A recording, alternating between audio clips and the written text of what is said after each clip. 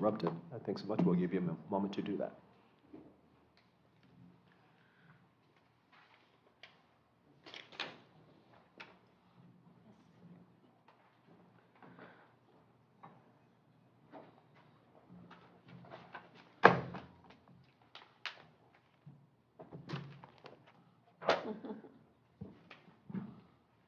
Thank you so much. So at this time, we're going to call the Town of Mangonia Park regular council meeting of September 20th, 2022 into session. Roll call, please. Mayor Alberry. Here. Vice Mayor Johnson. Here. Councilmember Buchanan Webb. Here. Councilmember McConnell. Here. And Councilmember Smith. Thank you so much.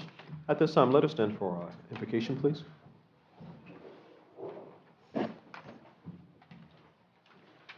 Most righteous and eternal Father, in the name of Jesus, God, as we come before you tonight, mighty God, I bring our town of Mangonia before you. God, we pray that you bless everyone that's in attendance tonight, mighty God, as we sit on this dais to make decisions for our community. God, we pray that you help us together as we stand together in unity, strength, and oneness and holiness. God, as we pray for your strength, in Jesus' name, amen. Amen. A pledge of allegiance. Pledge of allegiance to the flag of the United States of America and to the republic for which it stands, one nation, under God, indivisible, with liberty and justice for all. Thank you so much. You may be seated. So at this time, we'll attend to our agenda. Are there any additions, deletions, or substitutions to the agenda? None from staff, sir. Thank you so much. That being considered, is there a motion to approve the agenda? Mr. Mayor, so move we approve the agenda. I second. Motion has been moved and seconded that we approve this agenda as submitted. All in favor, aye. Aye. Opposed, same sign.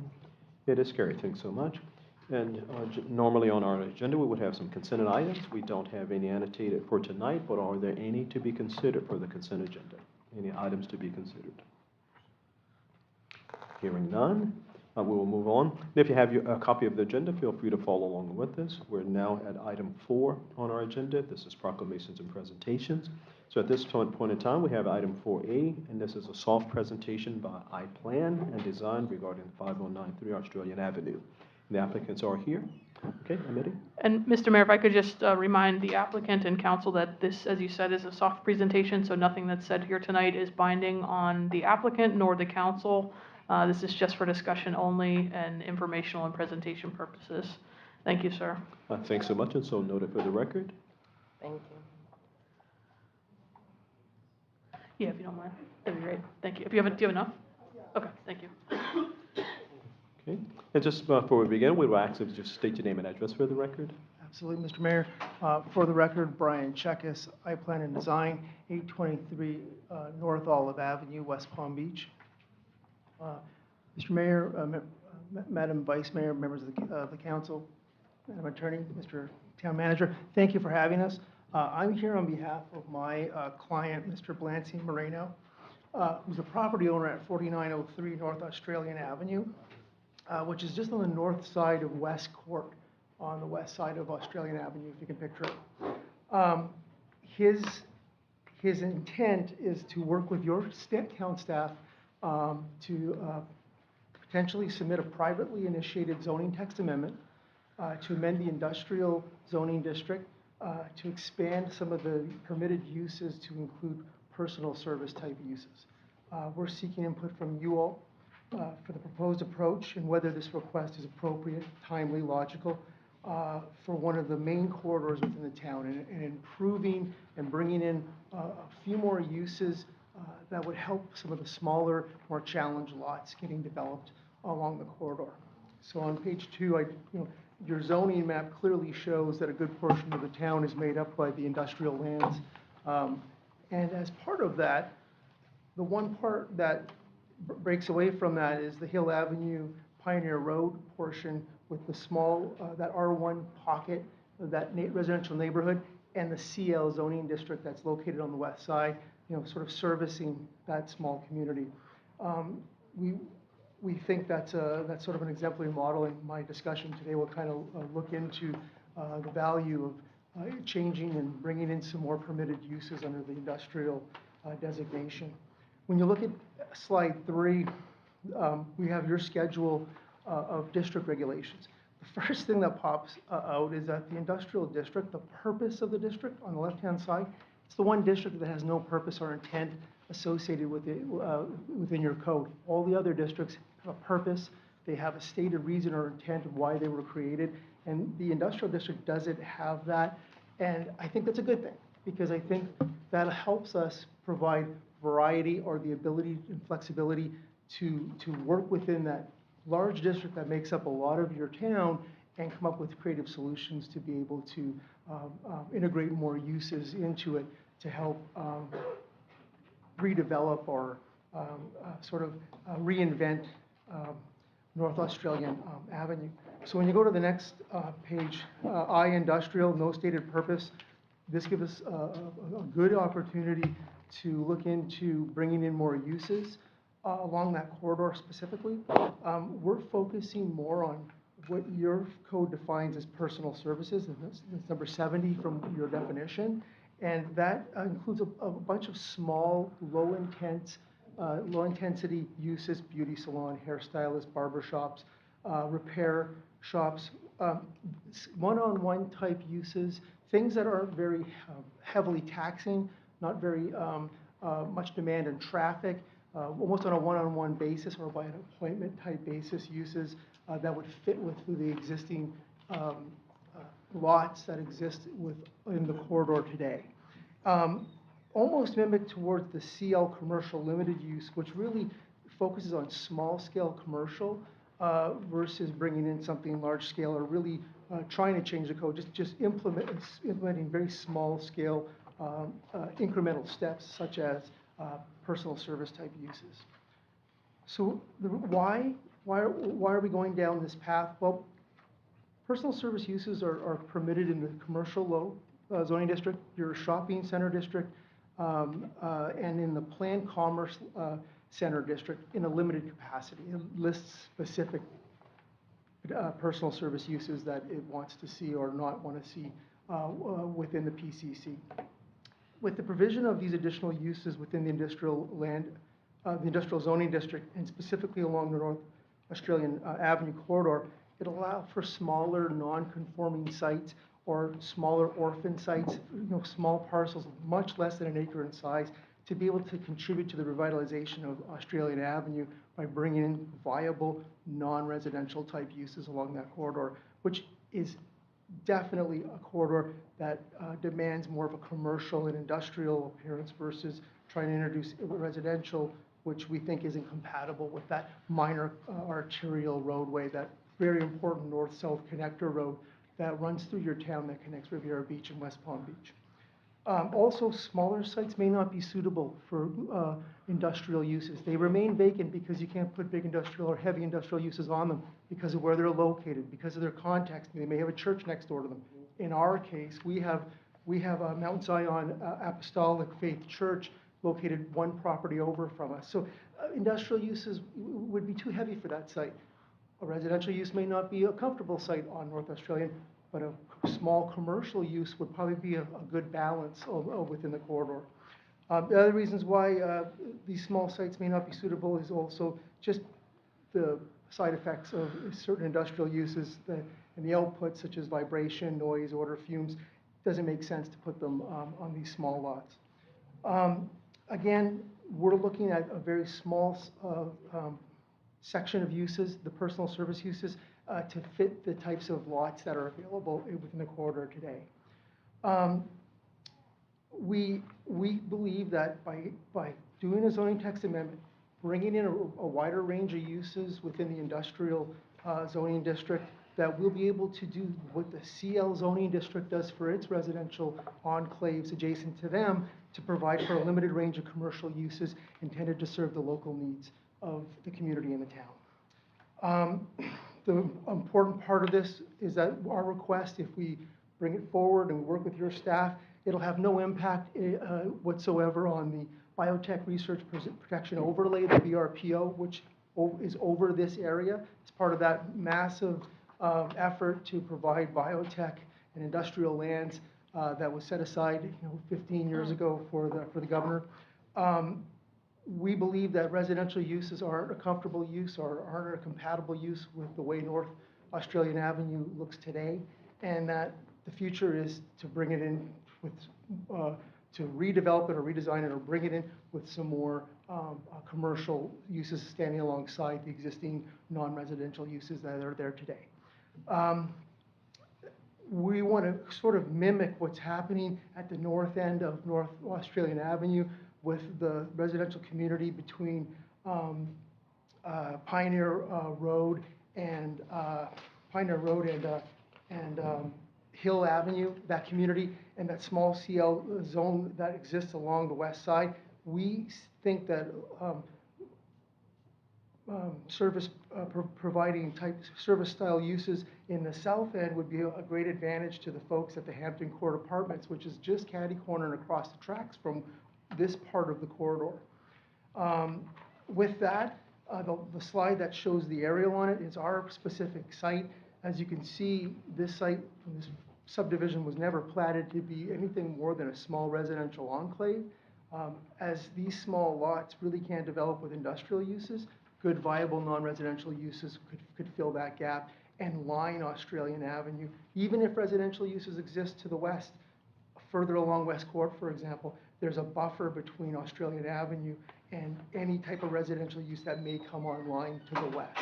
So with that, we're seeking your input on a privately initiated zoning text amendment to allow for personal service uses within the industrial zoning district. We want your thoughts, your concerns, your outlooks on what we're bringing forward.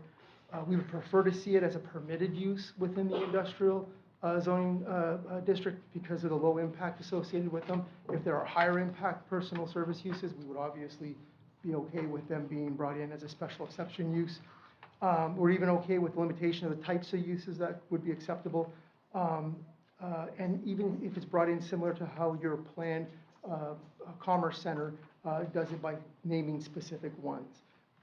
We believe that bringing the existing non-conforming uses or sites into conformity by allowing the expansion of limited commercial personal service uses will provide additional opportunities to improve the corridor to the benefit of the existing residential neighborhoods in close proximity to Australian Avenue. We seek your input and guidance on this potential pending request, and we thank you, and we're here to answer any questions you might have. Yeah, thank you so much for your presentation. And again, just a reminder that this is a soft presentation, and of course, no decisions are made here tonight. What the proposed applicant is looking for is just input, correct? Just input and... Just input, Yes, sir. Mr. Mayor. Just want to hear your thoughts. Oh, certainly. And again, for the record, all input and everything is non-binding. This is just a soft presentation. With that, if there's any questions or comments that council has regarding the presentation, any questions or comments?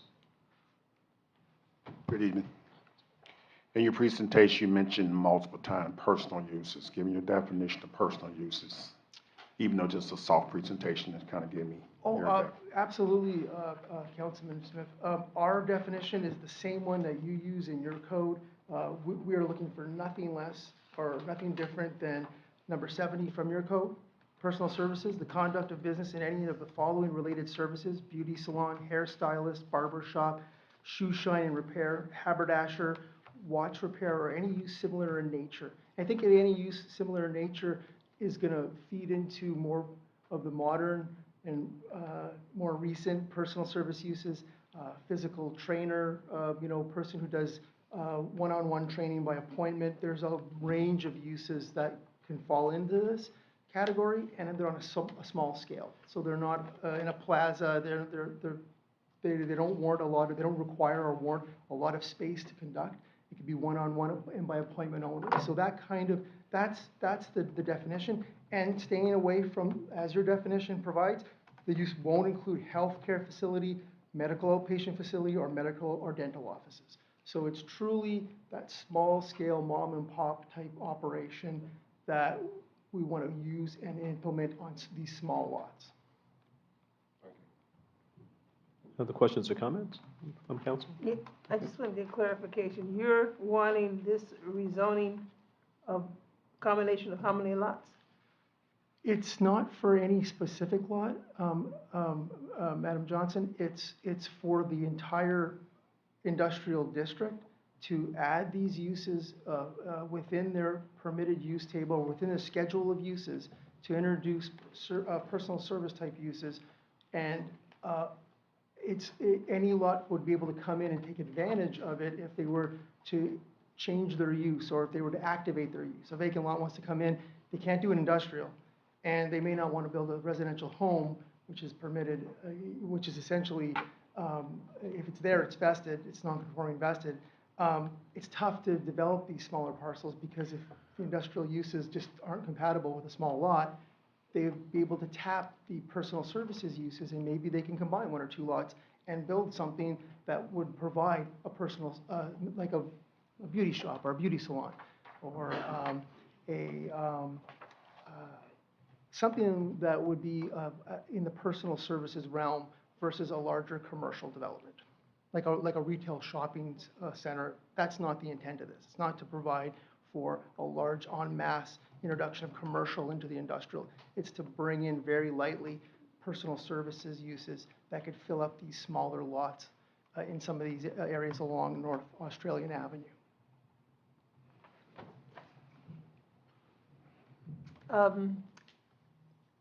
I'm just trying to get more clarity on the purpose of your request.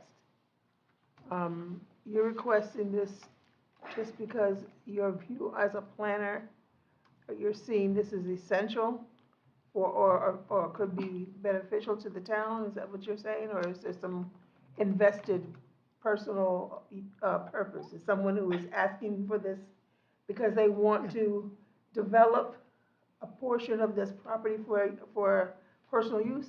Yes, I have a client who has a property at 4903 North Australian Avenue, and he would be one of the beneficiaries if personal service uses were introduced within the industrial zoning district. Globally, more holistically, there are a lot of vacant parcels along North Australian Avenue that are vacant today or have non-compatible uses, and they're not going to change because we can't put industrial on them. They're too small, it's inappropriate. And the only other option is to start to think outside the box of the uses that we can put along that section of the corridor to make them viable, to make these properties have the ability to do something with them. And so it's global in the sense we're asking for the zoning text amendment so it benefits the entire district and all of those small little orphan parcels and those small little residential parcels, historic residential parcels that have been now deemed industrial, but they don't have any industrial basis whatsoever.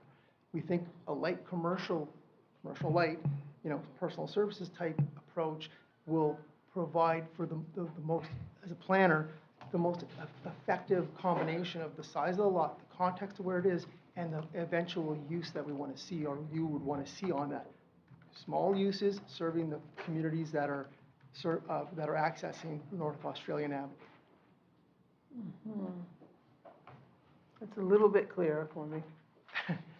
Still a little muddy, but it's a little bit clear. We'll work on that with your staff. But anything else, question. Vice Mayor, before I? I'll listen to the other concerns and maybe that'll help me. Thank you, Vice Mayor. You asked two of the questions I was going to ask.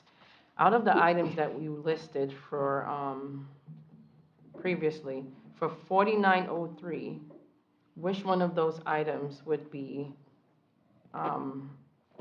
what you guys are looking for 4903?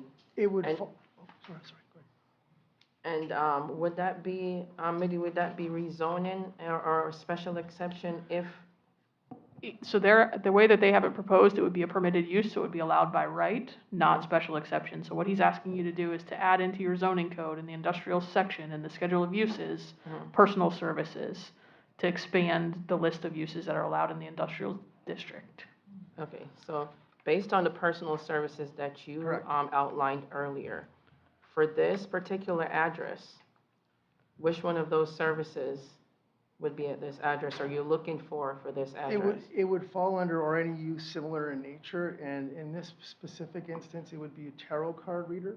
It would be a one-on-one, a by appointment only service that would generate little to no traffic because it is done on a one-by-one appointment basis. So it's not listed here specifically, but it's one that's any use similar in nature. And like other uses that may have more intensity, if it's deemed by staff, when we come in, when we look at the regulations, if it's deemed that this particular use has a higher level of impact, let's just say it was traffic, for example. That's not the case, but if it was, then we could work with your staff, and maybe some of these uses that would come in would be analyzed and say, no, this isn't permitted by right. We'll bring it in, but it should be a special exception use. And if it rises to that level, we're okay with that. We understand. Because the intent isn't to cause problems, it's to bring in the uses and bring them in properly. If it's permitted by right, it should have no impact, it should be low impact. If it's personal services uses and it has some special considerations, then maybe it bubbles up to a special exception use. Thank you. All right, Councilman Smith? You said you're looking for feedback and our input. So I'm looking at the quarter, which is in our jurisdiction, and I'm understanding on the book legally and staff what we allow and do not allow in a predominant industrial part of the community. This is what I'm not looking at a crystal ball, but this is what I'm feeling. I'm looking further north, and basically it's really in another jurisdiction. And what I do not want to see in that, which is Australian, going into another city as you cross MLK. What I do not, and I know that this is a soft presentation, we're just talking and getting the feel of what's going on, but me personally, as you cross MLK going into another jurisdiction, I see formerly plumbing stores that have been abandoned. I see biker shops that are existing. I see furniture repair places. I see body shops that sandblast that have went, and it's right on that corridor. So you kind of feel what I'm saying. Absolutely. And so even though they were vibrant at one time, and I know that we permit and not permit certain things, but I'm looking at them, I'm hoping that as a council, as a city, that we pay close attention, because I do not want to see lumber yards, mechanic shops. Agreed. That's on that corridor. So you asked, you want to input, Yep. so I'm throwing that out there. It's relevant, even though this is a soft presentation. I'm just going to throw that out there. Councilman Smith, we feel 100% aligned with you. This corridor, through your segment of it, from the north end all the way down to West Palm Beach, there's a mix of uses, and there's a lot of heavy uses on there, and that industrial zoning is what's preventing that corridor on either side, the first 100 feet or whatever the depth is, from really redeveloping or moving forward, because the industrial designation as it stands now prevents so much from possibly going there. To your point, protecting you from too much. Again, that's why we're not asking for general commercial uses, and we want heavy, mechanic shops and whatnot. We want to stick to very small, light uses that work on small properties, and you'll start to see the intent of that is that we'll start to see a reimagining of some of these smaller lots or combining of them to bring in small uses that would fit and work to benefit the communities that are nearby. And I think that, to your point, and I completely agree with you, we aren't looking to change the industrial zoning code to bring in intense commercial uses. We're starting from the very bottom and lightly introducing it from the bottom. And personal services is probably the lightest touch you have. And for the limited commercial use, which is next to neighborhoods, they have that as a permitted use because they recognize that those uses, intensity, the lack thereof, works well with the neighboring community and supports and brings those services to that neighboring community. Our neighboring community, like I said, is to our southwest, the Hampton Courts. That's kind of our closest big community. And these uses, we have a lot of small lots in that south end of the corridor that could provide personal service uses, so they don't have to drive anywhere. They don't have to leave their community to access basic services that we would all enjoy, but have to go elsewhere to get. And the industrial zoning district prevents that today. And to add to that, I read a specific where you had in the presentation, tan salon, barbershops, as you say, maybe personal fitness, but a lot of traffic or things. So I'm looking at that, and I'm just making sure that we're clear to a degree what's allowed and what's not. Thank you. We would work closely with your staff on that, Councilman Smith. We would make sure that we didn't bring anything in that was too intense. We wouldn't bring in a Gold's Gym, but we could bring in a physical fitness trainer who has appointments one-on-one, and people come and get his training, and it's small scale. Whereas the Gold's Gym has 300 trips at the end of the day at 5 o'clock, and it creates havoc. That's not the intent of what we're trying to bring into the corridor or bring into the industrial district. All right, thanks. Okay. Other comments or questions from council? Yes, I have a Vice Mayor? question, and this may go to staff as well. The section that's being described has several owners, am I right on that? Several owners on different lots on this section he's describing?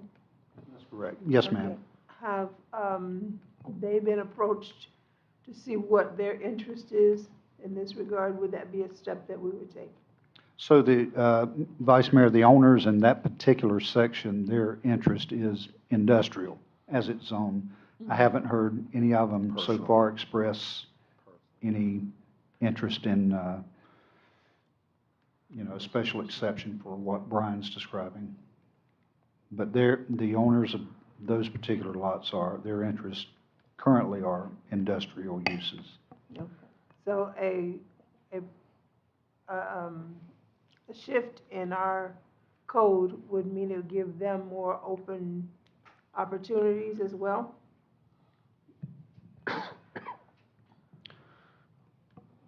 It may. It's a Just tough question to answer at this point. but One it may. clarification too, just to piggyback off what Manager Metcalf was saying. So what they're asking changes your zoning code, which would apply to any property that's zoned industrial, not just the ones in the immediate vicinity that he's talking about that are vacant. Okay. Anything in town that's zoned industrial would benefit from the change, should you approve it as a council. It's not specific to his lot or to any lots right around it. It's any industrial zone property. I see. Point of clarification, Councilwoman Johnson. When working with your staff, if one of the concerns is you want to limit it, then we can look at, a geographical area. I don't think personally, I think because the overarching industrial nature of the district, it's naturally going to put commercial where it needs to go. But if you wanted to make sure that it wasn't wholesale, anyone could put it anywhere, then we could limit geographically, the extent of what this amendment would ask for. So Mitty's correct, I'm sorry. No, you're fine. Ms. Bernard's correct in the sense that if it's a wholesale zoning text amendment, then everyone would have equal ground. But if you set limitations to it, which we're okay with, because the intent is if you were worried that places off major roadways might sneak around and do something that would be contradictory to their neighbors, then we agree. We could see geographic limitations. We have no problem with that. We think it's smart. Okay. Okay. One of the things, and just in terms of, okay, make sure we have sufficient council comments. I'm good. One of the things I'm looking at, and I turn your attention to the page, I guess, that Vice Mayor was referencing, on page 8, where you have sort of the aerial. There's, as I was counting, and I may have miscounted, there's about 5 that falls on the 5, yeah. 5 that falls in the area that's south of West Court, the road itself, looking at the configurations. So let's just say south, Correct. southwest. It's 5, yeah. so- Right, of that. Now, one of the things that happens, of course, because they're not contiguous pieces, you got the road dividing, and which would cause some complications, particularly as it relates to, if I were to expand it and look at all of those properties, there's 11 all total, right? And so let's just say for conversation that there's 11 different owners, right? Unity of title becomes an issue in terms of what I perceive that we would like to do with it, and the way that it's currently zoned. A flex project, those kind of things were things that we were open to. Let me sit in we, that I, of course, sort of envisioned. What you're requesting, of course, would sort of, let's just allow just certain uses to come in, and what that would actually do, as I was listening to the presentation and looking at the aerial, would actually limit what I think we're looking to do. Let's just say that if I were to take that larger piece of property and say, well, if the council were to approve this and allow, have this sort of special zoning, if you will, to allow certain types of venues to take place or to be built, then if I were to take that larger piece and say, well, okay, what I'd like to do is I'd like to put a haberdashery, a clothier shop up there, right? Then the next lot, if indeed it's not, if there's several owners coming through buying the lots and then developing lots, may say, well, I don't want to be next to a clothier, because I'll have thread flying all, and I want to build a food shop right next to it. And so I don't want to have lint flying all over the place and into my food, and now the Department of Health comes in, and then if they were to say, well, that's not an issue, I'll go ahead and I'll build right next to that. Then the next lot comes in and it's building into something different. So you see how it becomes a sort of a mishmash of things, as opposed to a consistent build out is what I really envisioned. So I think it adds confusion to the possibility of what we can build. If indeed we were to say, well, let's just go into a special zoning district, that's what I'm just calling it loosely for our conversation. I think it adds to the complexity of trying to get things done rather than simplifying getting that property developed. To your point, Mr. Mayor, I understand what you're saying. And when you say I'm going to assemble all those lots, absolutely. Whatever you're going to put there, it's going to be one large consistent development. But you've got a lot of properties up and down that are vacant, that are small, that will not assemble with anything else. So they're going to sit vacant, or they're going to have to find some way to come in with the neighbor that's there or be purchased. What you're envisioning right there, I agree 100%. If you own all those lots, what I'm proposing isn't going to affect that at all. It's going to add to it, but if you own them all and you want to develop one cohesive development, absolutely. We'll never deter that. Right, which is my desire. I can only speak for myself, and that's what I envision working with our planner. Right, but again, on page 8, if we were looking at that larger piece of property, sort of cut in and has another claim to it. It's a strange piece of property, but the biggest piece of it. Yeah. If let's just say that we were that council said, yeah, I think it's a great idea, his presentation. Let's go ahead and let's have this special district, if you will. And a person comes in, and let's just say that you had an applicant, they want to build, whatever it is they want to build. Right, again, the way that I'm looking at it, and of course we can't look into the future, so we have to look at the right now. And the right now would be that it could lend itself to not allowing other properties to be developed, because now that big piece is taken up, where someone who wanted to come in and build a larger flex project that would have taken all of that portion just south of West Court can no longer do it now. So I really think that it limits what we're able to do as opposed to expanding what we're able to do. Appreciate the Oh, comments, certainly. Mr. Mayor. Okay. Now, if you came in and you said, hey, listen, we want to purchase all of those properties, we're going to do a unity of title, we want to build a big flex project, I'm listening. And if we have smaller lots up and down the corridor where we don't have this situation, for example, where we don't have a bunch of lots, those lots are going to sit vacant for a long time. What are we doing with these small orphan lots? That's kind of where we go in terms of bringing in more uses that would complement the corridor. Your point on this one, 100% taken. If these get assembled, it'd be a great unified project, and I agree with it 100%. It'd be hard to do that because we have people who other interests who own the property now, and you wouldn't be able to unify them all today.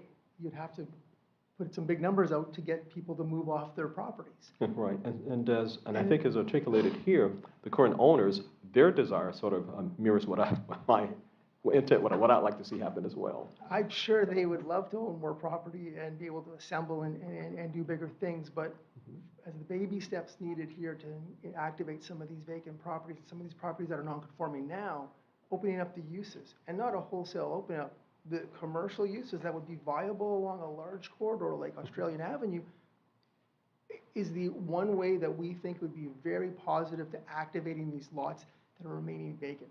Okay, so my last question or statement would be this. Imagine if you would, now you're a planner or? Yes, sir. Okay, right, let's just say you had two persons who come to you. One say, I would like to have this special zoning district which would allow individual development to take place on these different lots. Or someone came in and said, you know what, we want to just build a flex project on, and we're going to do unity of title, we're going to take all of those. Which would you be heading down? Because now keep in mind, before you answer the question, if you go to with the special zoning district that would allow multiple developments to take place, you may get one development, then that property lie vacant for the next 70 years. But if someone came in and said, yeah, but we want to build a flex project on all of it, then it won't lie vacant for 70, 80, 90 years. Absolutely. If the opportunity is there to go with a large project, Mhm. I would say every time it'd be better to combine all Develop those it all. properties and develop it At one one time, time.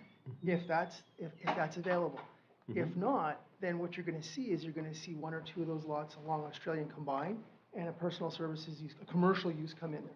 Then you're gonna see the other one build up next to it. It's gonna line Australian Avenue. All those parcels in the back, your odd shaped one, the one that you know would be good for, combined with a few more lots, maybe put some workforce housing on, would be a great use behind a transitional use to the road. If you do a flex project, it absolutely works there. But if you have commercial lining it, then it's gonna change the entire demeanor to the backside. All those on the backside make sense to be more residential, that would support that new commercial, and it'd be a different type of project. I've seen it a million times. Commercial corridors are hard to develop with anything other than commercial. Residential doesn't work well on busy roads because people don't want to live next to a busy road. And that enclave that you're showing where you want to do a flex type development may not work for residential at all because it's next to the CSX tracks, and it's wedged in on two sides with very intense uses, North Australian Avenue and the CSX. Okay. So maybe I'm with- gonna wrap up at least my comments by, and I'm gonna tell my age at this point. We used to get Cracker Jacks. Remember the nice, the caramel cone? Love And 'em. they would always have these little games inside, and I get to the game first, and when I'm playing and I'm eating and so forth. They used to have these little puzzle things. Had the little maze and then a little BB. You had to kind of, right? Or you Yep. get the puzzle, you got to go and get to the middle of it. Yep. I would always start in the middle and work my way out, and I was always successful. Right. I think what you're asking us to do is start from the outside and work in, and we might get lost. I appreciate your comments, Mr. Mayor. Thank you so much. Okay, all right, thanks. Just my comments. Okay, any other comments or questions? Can I borrow your comment? Since you know. Sure, absolutely. Just kidding. Okay, no, but we're always open for suggesting ideas, and this, of course, was just a sort of a fact-finding type of mission It's all for of you. us. We want to. So nothing binding. We want to understand your thoughts and what some of the concerns might be. Oh, certainly. Okay. And we'll work with your staff if we proceed down that path. Oh, Thank you certainly. very much for your Okay. time. And thank you, we appreciate it. Thanks so much. Okay. Mr. Mayor, if I may, and the number is 62, by the way, so this may What be number? my, What number? there was something about a number, but I think that was 62. So I'm sorry, I'm going to have to interrupt at this point. I am 35, and that's my, I think they said 36. well, and some, but Keep dreaming. that's my story. That's my story. I stand corrected. This may be my favorite game that I love to play called Stump the Attorney. We play this much to the chagrin of the attorney, but it may be Stump the Planner as well. So I'm just going to throw, and this may be yes or no briefly. So this type of use that you're throwing out there, with this, and this is not what your client is offering up, obviously, but something like tattoo establishments or piercing establishments, those would fit under this as well, I believe, if this went through? I don't Yes or know no? if tattoo parlors are specific personal services or if it's as standard I'm- retail. I'm not positive. Okay. I don't have that, and every jurisdiction treats it differently, but, and Mitty may be able to speak to it because she works in a lot of jurisdictions. So I did stump the planner, so, So I think if the applicant continues down the path, I think there would have to be some additional massaging. I'm not sure, even as in your current code, the or similar uses, the tarot card would fit within that. That's Right. a bit of a stretch, I think. So there's probably a little bit more revision to that section of the code, or that definition of the code that would need to happen to narrowly tailor should the applicant go forward. okay, very good. Thank you both. Oh, certainly. All righty, and allow the record to reflect that we have no bias or prejudice or anything else, and we don't consider the uses. It's just that for us, we've sort of looked at the property and determined that we'd like it to just be developed in one big swoop and just be done with it. Appreciate Okay. that. Thank you very Okay, much. certainly. Okay, and thanks so much, we appreciate it. So with that, if the chair could take liberties, we have with us the Palm Beach County Ethics Commission. They'd like to do a presentation, so with your permission, we're going to go ahead and schedule them at this time to do their presentation. And we really appreciate you coming out as well. Thank you. As the interested applicants are leaving, I want to thank you for bringing the youngest attendee to our council. We'll be back. Oh, great. Well, thanks. Thank you.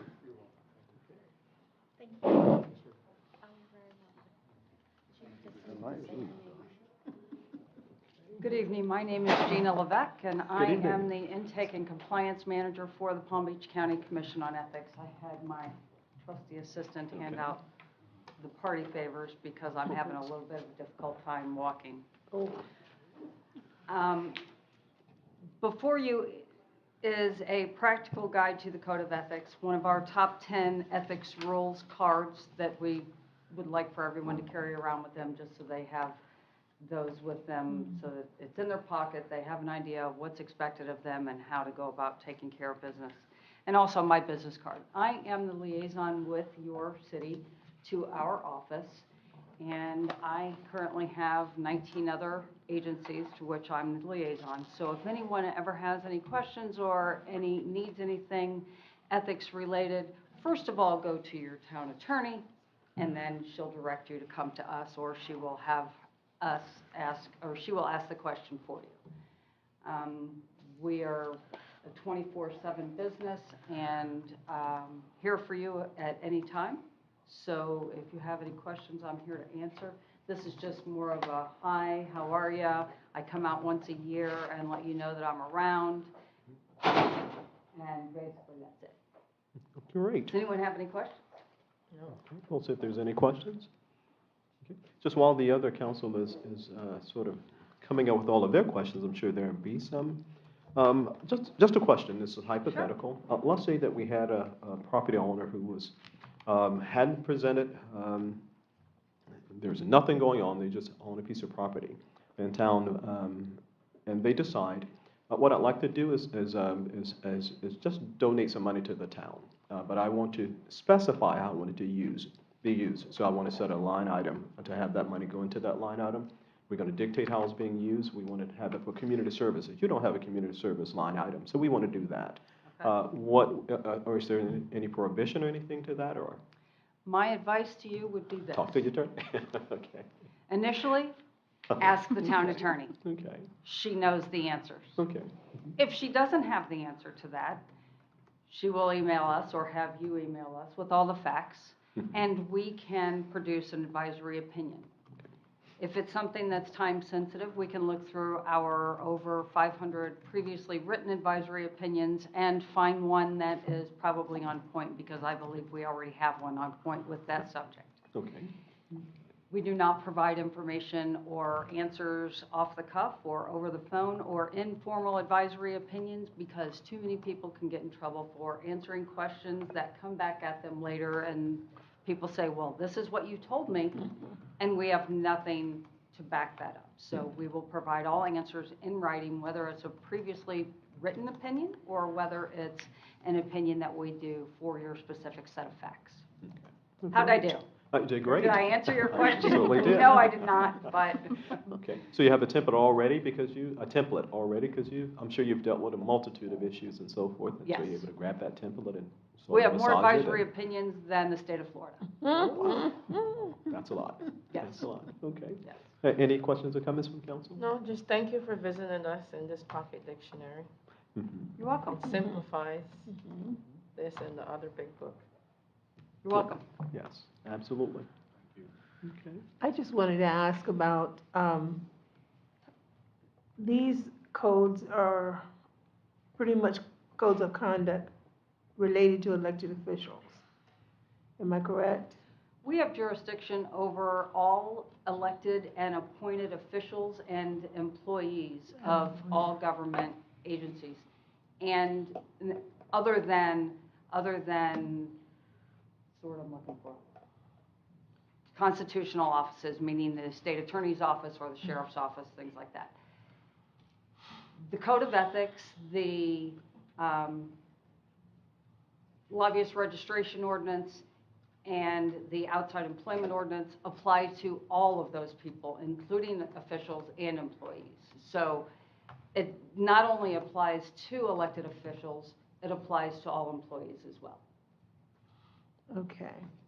reason why I'm asking this concern, for residents or individuals who have, let's say, conduct that's not becoming, and we find that there's some issues that need to be dealt with,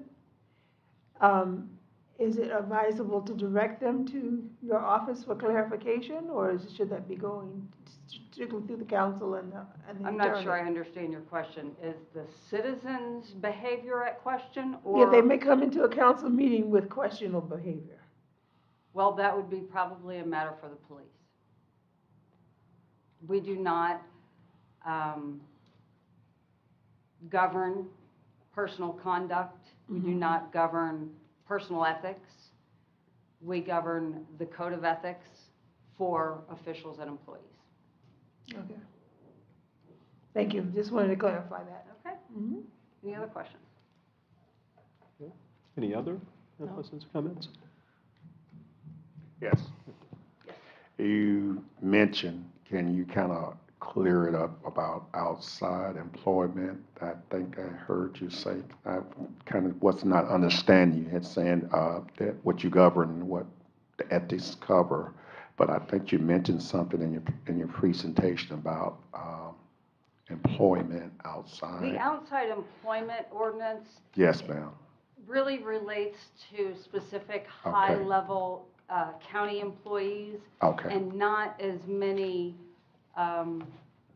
municipal agencies. Okay. So that's really more relevant to Palm Beach County Gotcha. high-level employees. All right, thank you for clearing that up. That's my only question. Other Thank you questions? so much for allowing me to be moved up on the agenda. I was going to speak during public comment. Not sure if I could have made it. I just had knee replacement about a week ago, so Okay. I'm headed back to put the ice on the knee, so. And thank you so much for taking the opportunity to come out and sort of Right. work through the pain to be here with us, and we appreciate it. Thank you so Certainly much. we do. Okay, and you have a great evening.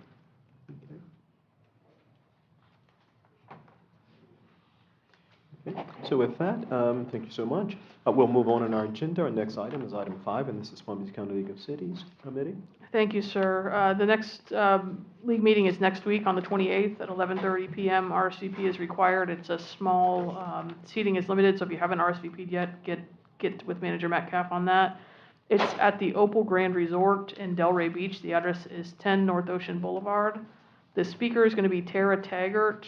She's an attorney with the Florida League of Cities. The presentation title is The New Government Cybersecurity Act and What You Need to Know to Be Compliant. So again, that's next week on the 28th at 11:30 a.m. Thank you, sir. Okay, and thank you so much. Any questions or comments for our meeting? Okay, if none, thank you so much. We'll continue on our agenda. Our next item is item 7A, and this is consideration for the award of a renewal contract to FMIT. This is, of course, the Florida Municipal Insurance Trust for fiscal year 2022-2023, effective October 1st, reflecting a 4.4 increase. Staff? Yes, as you know, we do this renewal every year. It pertains to your property insurance, liability insurance, workers' compensation insurance, and we expected a 15 to 20% increase, but as you can see from your sheet, it did come down to 4.4%. Florida, the Garing Group has recommended that we remain with the Florida League of Cities through FMIT, the Florida Municipal Insurance Trust, with that low percentage increase for fiscal year 22-23, which would be effective October 1st. All righty. Thank you so much. Any questions or comments on the item? Thanks so much. Hearing none, we do have the information before us as well as the grid with the information.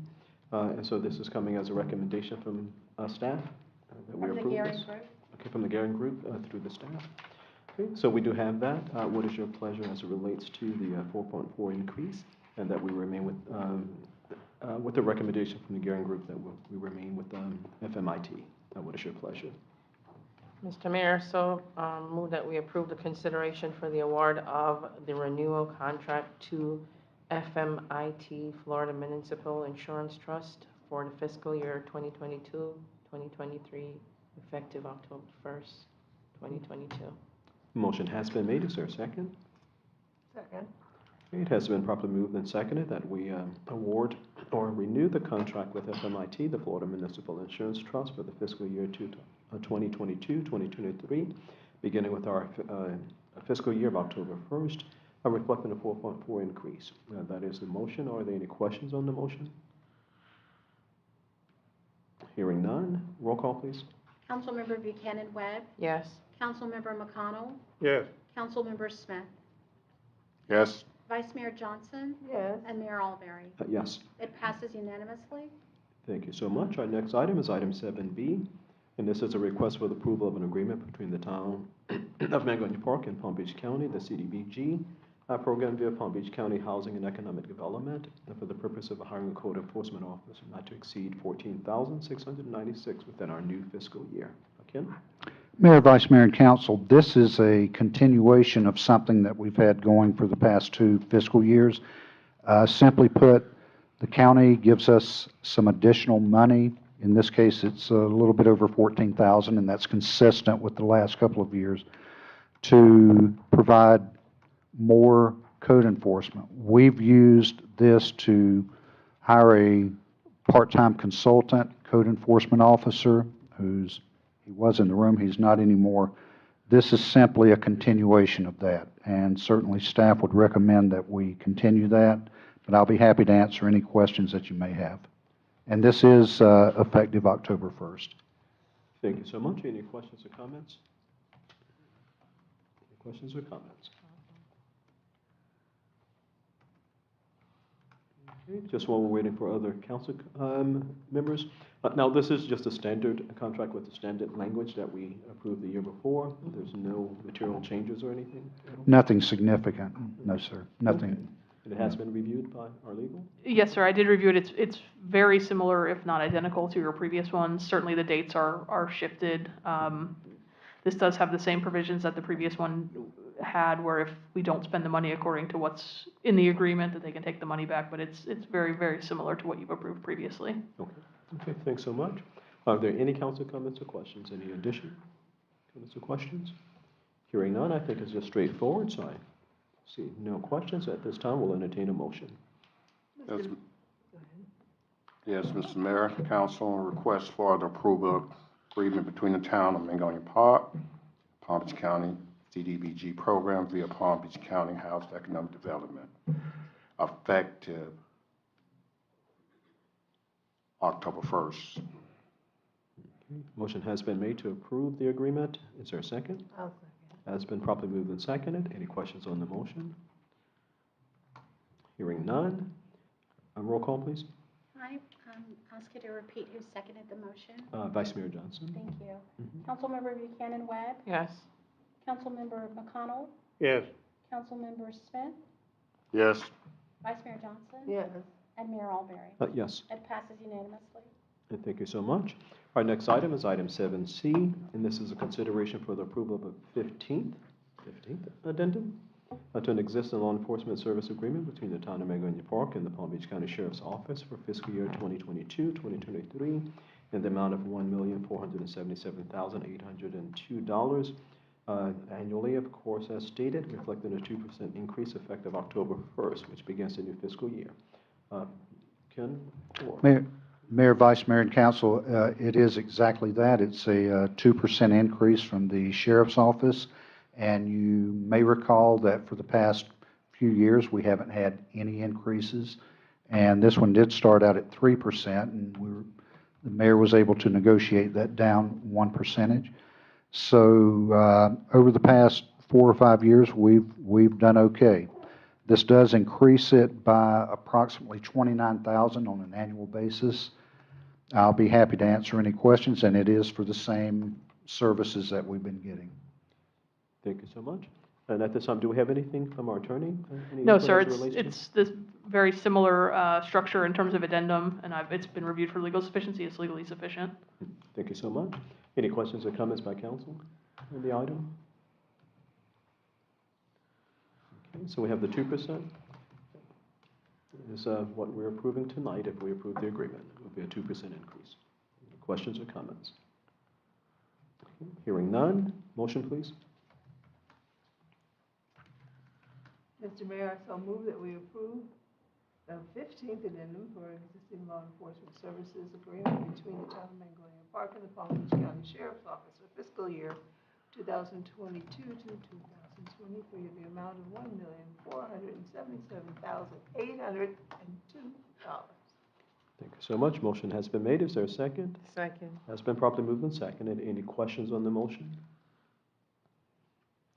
We were sort of hoping that Captain would renegotiate his contract like they do in sports, and we would not have had this increase, but he didn't agree. So, alrighty, any questions? No questions on the motion? Thank you so much. The motion has been moved and seconded. There are no questions on the motion. With that, we'll go to roll call. Councilmember Buchanan Webb, Yes. Councilmember McConnell, Yes. Councilmember Smith, Yes. Vice Mayor Johnson. Yes. And Mayor Alberry. Yes. It passes unanimously. Thank you so much. Our next item is item 7D, and this is consideration for the renewal of a contract between the town of Mangonia Park and Chief Building Officer William P. Bill Dennison, effective October 1st, 2022, beginning of the new fiscal year. Staff? Okay. As you know, in the past, we've had a difficult time finding a chief building official. They are very rare. He has been with us for quite a while now, and we have requested his services to continue. He did agree, and that's why he's on the agenda. Thank you so much. Any questions for staff as it relates to the consideration?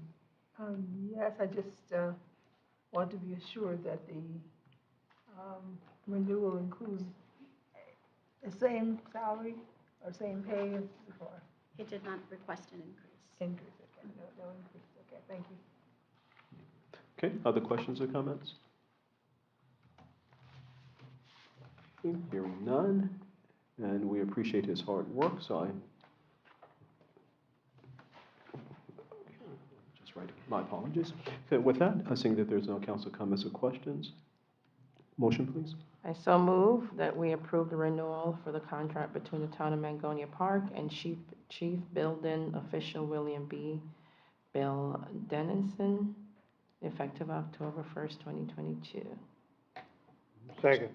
It has been moved and properly second. Are there any questions on the motion? Hearing none, roll call please. Councilmember Buchanan Webb, Yes. Councilmember McConnell, Yes. Councilmember Smith, Yes. Vice Mayor Johnson. Yes. And Mayor Alberry. Yes. It passes unanimously. Thank you so much. Our next item is item 7E, and this is a consideration for the approval of an annual price adjustment as requested by Waste Management Incorporated, the town's exclusive franchise agreement waste hauler. And we do have representatives here, so we're going to hear from them on this item, item 7E. Okay. Okay, and if you would just state your name and address for the record, please. Absolutely. Good evening. Luigi Pace with Waste Management, 1800 North Military Trail, Boynton Beach. Boca Raton, I apologize. Traveling all over the county. Great, thank you so much. Okay, Mr. Mayor, proceed. Vice Mayor, council members, thank you for giving me an opportunity to come and make a request of the town council. So just give you a little bit of background. I've been in the industry for 32 years. I started my career in waste management on the back of a truck, and I've had the opportunity to do different things within the company and grow with the company. With me tonight, I've got Mr. Jeff Sabin, who will be the contract manager for the town. Jeff has been with the company how long? 40 years. Wow. Over 40 years, and Jeff also started on the back of a truck. So we're here tonight to make what is a difficult task in these times that we're all encountering, so I'm not going to just beat up a dead horse. We know what's going on out there in the economy and in the market, but I wanted to share some information with the council for your consideration. In all the time and all the years that I've worked in this industry as well as Jeff, we've never had encountered a shortage of drivers. Never have. We've always been very fortunate where we've had a surplus of drivers and applications, and there wasn't a challenge getting people to come work. It's a good job, honest pay. You can make a career. We've got drivers that have been with us for 50 years because they started when they were 18 years old, and they're out there. So along comes what happened to the country and to the world in 2020, and as we move forward, there is a huge shortage of drivers across the country. So it's not just drivers to collect the garbage, but truckers. I mean, we're hearing it on the news. And it has become a huge battle for these employees. So what we've done, and we've been very fortunate here in the state of Florida, we haven't had to suspend services because of shortage of drivers during COVID, but we've been challenged with keeping them so that they wouldn't go either drive a beer truck, a tractor trailer, whatever the case is. And we've put through 4 salary increases in the past 12 months, about a total of 25%, just to try to keep the employees with us. We've increased our benefits package. We're very fortunate. We've got a very extensive benefit package at Waste Management. We've got, besides medical insurance, vision, health insurance, life insurance, we've got 401k with company match. We've got stock purchase options at a reduced price for the employees. So we've got a whole gamut of benefits. Well, in January of this year, we've added college. So we used to pay for college for the driver, and now we've expanded it for the employee. We've expanded it now to the spouses and the dependents. We've got to do something to be able to make people want to come and work for Waste Management and realize that, hey, it's not just about what you're doing out on the field or if you're doing the maintenance on a vehicle, but we can now provide these benefits to the family. And college education, we all know, is extremely expensive. This is not a college paid at Yale or Harvard. I'll be very transparent about that. But it is, you're allowed online courses through Purdue and a couple of other very well-known universities or educational establishments in the country. So we've been faced with that. In addition to those challenges, we've been faced, like everybody else, with increase just in basic operational costs, whether it's the lubes and the oils used in the vehicles, the price of rubber, steel for the containers, everything that every single one of us in this room is going through. So in all my years, we've never been in a situation where we've come to have to ask our customers for an additional adjustment in the rate. Our current agreement with the town allows us to make an additional ask. So every year, the rate is adjusted based on the CPI that's in the language of the contract. There's a section in the agreement that allows for extraordinary costs. And that's what I'm here today to ask for. I submitted a letter to the town back in May based on our request for your consideration.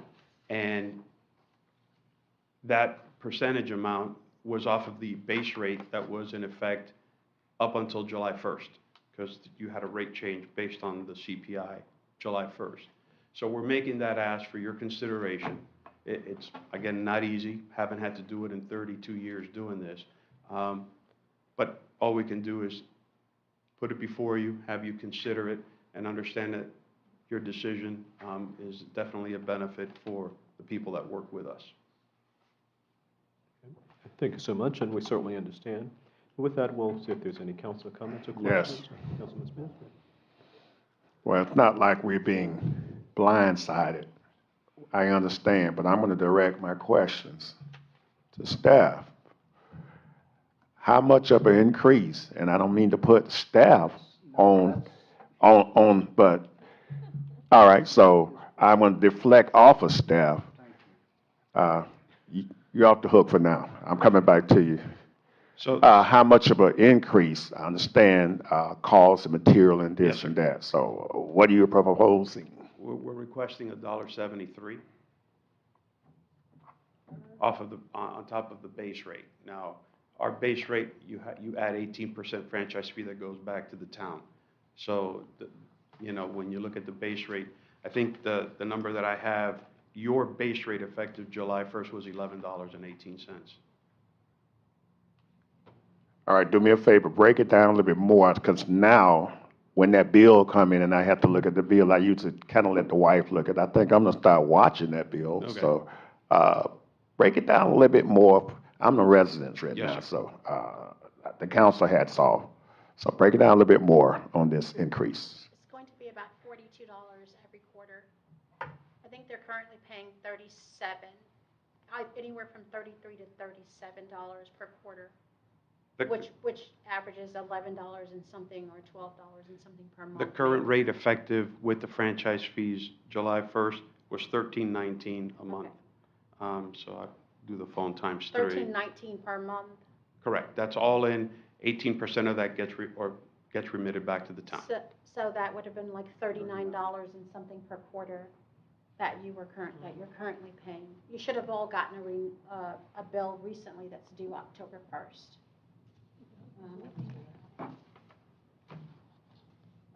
That's for residential that we're discussing. Okay. Yes, sir. Yes. If I may, Councilman Smith, because I think this is exactly, then I'll defer right back to you. I don't have my calculator with my phone with me, so that $1.73 on the base rate is what you're asking. Off of the base rate prior to July, which was $10.75. Correct, but on the body of the letter, the adjustment amount of 4.18%, that is the equivalent of this $1.73, or is that in addition to the increase in base rate? No, sir. That 418 was the change in CPI, but you have it capped at 4%, or it's capped at 4% in the agreement. I believe the next paragraph references the clause, I think it's section 16.4, and the ask there is a 16% increase. It says $39.57. Currently, correct? Yeah. Okay, ready? So that we're clear for the record. Yes, sir. So for that third time, was it month, when the resident get their bill, it's in quarters. So what is that, 39? 39.57. 39.57? Okay, so that we're clear for the record, so what you're proposing, if I am, so when I get my bill, it's going to be 39, if approved, it'll be 39.57 plus the 173 for a total of, that's what we're looking at? The total would go from 13.19 to 15.23. That's all in with franchise fee and everything. So it's 15.23 per month. Yes, sir. Oh, So the Times $1.73 or whatever he quoted would be an increase per month, but you're billed quarterly. So you do $1.73, 3 times added to the $39.50. Okay, that was my question, if it was just going to be $1.73 on top of my quarterly bill, but it's going to be per month. Yes, sir. Okay, I'll defer back to you. You have the floor. I'm good. Now, Sherry just showed me on the app, you get prompt some numbers, so I'm understanding it now, All right. what the increase, the amount. And that's all I needed to, need you to be giving clarity on. So my question is answered for now. Alrighty, sir. Alrighty, so that's $5.19 per quarter. That's what it averages up to, if my math doesn't fail me. So it's like $44.76. Plus tax. That's what the bill will go to. The current bill due is From the 39.27 to 44. $39.57, I think. Plus Which tax. is about $5.19 a quarter. That would represent the increase. My math may be off a penny or two, but, We're good, yeah. okay. Okay, all right, other questions or comments? Thank you for your breakdown. I didn't get a bill, so the issues I'm having, for some reason, I think they have my account mixed up. And I've lived there, yeah, but I will call, and I will be able to pay the bill this minute after being switched all over the place, or they tell me to call Solid Waste, because they can't find me. And then I will get a bill this quarter, and then I don't see a bill after that. And sometimes I just get so tired of calling. Or I just don't And wanna with do us, you can also go online, so when we're done, if you give me the information, I can try to dig into that for you. Since you get the bill directly, you should be able to go online. At one point, they took my information, and I guess there was a name that was similar to my name, trying to remember the whole conversation. And then they had one number that was off from the account, then they had to fix it. Then I was able to go in there, and then when I went back, it wouldn't work, and then they said there was a glitch. And then, yeah, sometimes I do forget to call back, because, But you get a Yeah. full-time job, right? Understood. yeah. Okay, so what we can do is in terms of just offline, who would a person need to speak with if they're having difficulty, just offline from It our could either, process here? I'll leave my business card, and then Jeff Sabin, the gentleman who'll be the contract manager. Okay, so we'll work that offline for you. Okay, and we'll work with Ken offline. Okay, Thank you. all righty. welcome. Any other questions or comments as it relates to the proposed increase? I'm not in question of the proposed increase, but I do want to add my concern for the billing process, because seems like every quarter, the amount that's online is different from the bill that I receive, and then when I call in, they give me a different figure.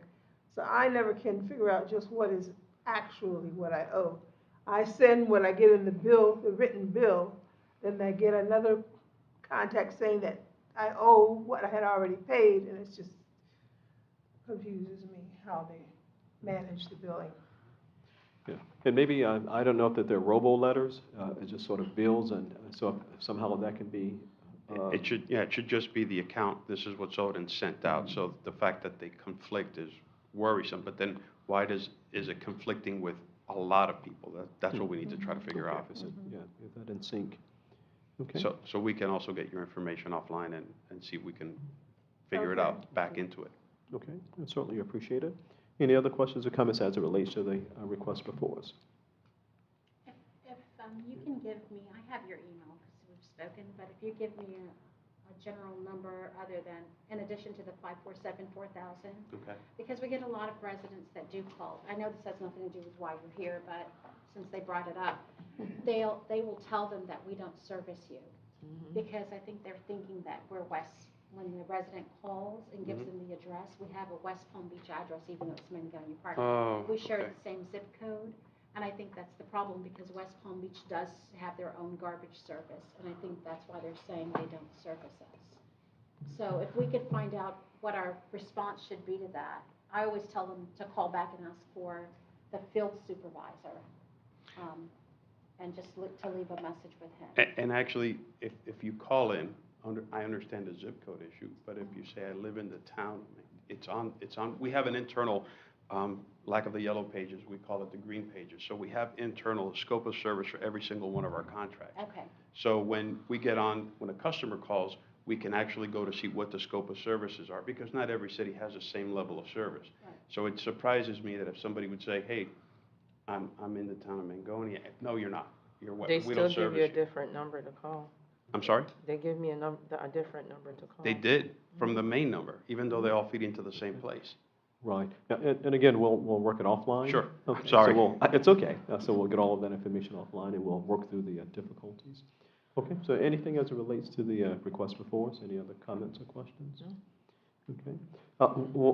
Just as it relates to the request, and I say this as diplomatically as I can, if the council chambers right now are full of residents, one of the things that they would articulate is that you want an increase, but there are times when my garbage isn't even picked up. And I'll just put a comma there and say this, because I understand, I'm in an industry myself where staffing is an issue, right? And so we understand. I think that if there was some information, and maybe it has gone out to the residents, that if indeed this happens, we apologize, we're short-staffed, and not that you want to give those kind of necessarily, but just at least in the telling to the elected officials who have to make a decision on it, that, yeah, we know and understand, but here's the reasons. And I think you've given some, at least in part, that, yeah, we can't find people, that nobody wants to work, which we hear across industries, that it's difficult to hire staff. But there are times, and it's articulated by residents that, yeah, they didn't pick up today. Or particularly on trash day for us is Tuesday, where, yeah, going to the next weekend, it's still there, waiting to be picked up. And if I may, so we're going to make mistakes. We're not perfect. Absolutely, absolutely. And I appreciate you, understanding that. I really do. My concern, though, is we need to be responsive. And if we're not being responsive, then, it's incumbent upon me and Jeff to make sure we fix that. I can understand if we've got a swing driver on the route because the driver went out on vacation or wasn't feeling well. And could you have a miss? Yes, that happens. But it's not acceptable for it to be till next week. Number one. Number two, the route manager, his responsibility or hers, because I've done that role, is I tell my customer, hey, I've got an issue, I'm going to run late in your city today. Or I had a problem, I wasn't able to finish, but now you know. So those are issues that Jeff and I have to go back and address with the team, because, again, I appreciate the understanding. We can have a miss, but it's not acceptable for it to be next week. So we'll definitely look at that. Okay. Yeah, just wanted to kind of share that if indeed there were a whole lot of residents in here, you'd hear that, because I hear it. Sure. Right. That, well, but my trash is still here, and I see it. Yeah. And of course, we work with the town, because we're not full-time here. So we work through the town manager. Can you give a call whomever our representative, and we'll begin to do that on behalf of the residents, because we want to make sure, because, you know, their welfare and safety is our main concern, and if they may have some debris out there, we don't want people riding by and, you know, running over it and damaging cars and perhaps become flying projectiles if some kids are out playing or whatever. Okay, but we'll work that through as well. Okay, and we certainly understand, I think everyone sitting here can understand, you know, in their own respective jobs that, yeah, staffing is an issue across the board. Right, so much so that Wawa, I can't, well, they're no, so it's not like breaking confidence, is hiring at $15, $16, $17 an hour at Wawa. I thought about applying myself. At Wawa. So we understand, you know, that the inducement to get people to come and staffing is an issue. We understand that. Appreciate it, thank you. Certainly. So just as it relates to the request, so we're looking at a proposed increase, if approved, of what was it again? $5.19 per quarter is what it equates to. My numbers were correct? Okay. All right. So $5.19 per quarter. That's $1.73 per month. So that is the request before us. Other comments as it relates to the request?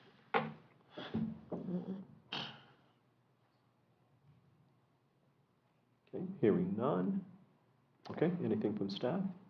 Okay, all righty. So that is the act before us. This requires an action on our part. Again, I understand, and I'll just kind of say, at least from my standpoint, that the request is minimal. Had it been, you know, like $40 a month or something like that, of course, I'm exaggerating the point for effect.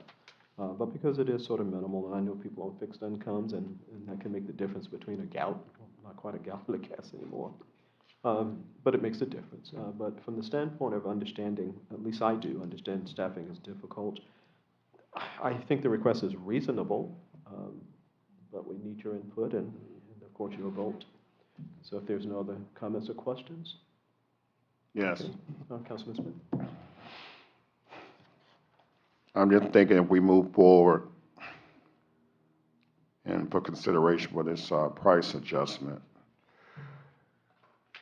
I'm hoping that we do diligently get the information out if we move forward on this consideration to the resident of the increase. And Sherry, I think you might have said that letters are going out. How do we go about that so the resident don't get, I don't want to use the word loosely, blindsided, but if we go forward, at least give them, the residents and businesses, a notification that it's going to increase slightly. How does that work? We have a save the date coming up.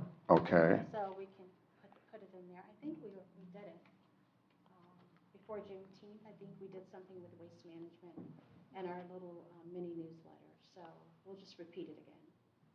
I think that's going to be important. I mean, and I understand, but it's going to be vital and key that that gets out if we move forward. I'm guessing tonight on consideration. I don't know how the council's going, but Lord knows, let the residents know. I have a question. Okay, Councilwoman Webb? If approved, when would this new rate go in effect? When would we start seeing it on our bills? October 1st, isn't it? We can work that out if it needs to be delayed. Given, so We we can give the delay it. residents enough notice. If we need to delay it, we could do that. You know, if we need a month or two to get information out, we can absolutely work with that. Okay. For the record, Jeff Saban. Okay, all right. Good evening. And we're supposed to now say, instead of waste management, we're WM. We've got a whole new branding, so this is the new WM approach. And I just want to tag on, if approved tonight, invoices that would be mailed, and I believe that the drop date for the new billing would be the 26th of this month.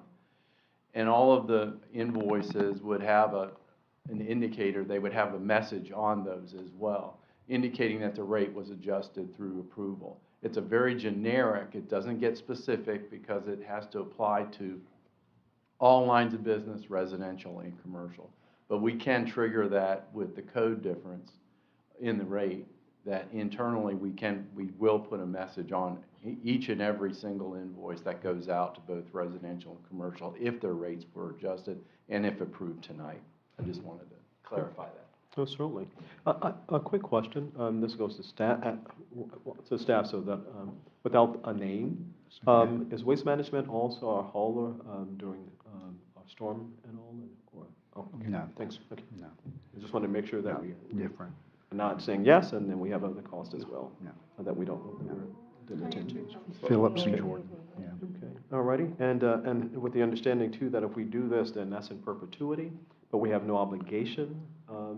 If it were to come back next year, hey, we need to ask again, that does not, any decision here, favorable decision, does not obligate us going forward, right, to increase it as well. So this is the ask as it is right now. Okay, just wanted to make sure the record reflected. Okay, Ken?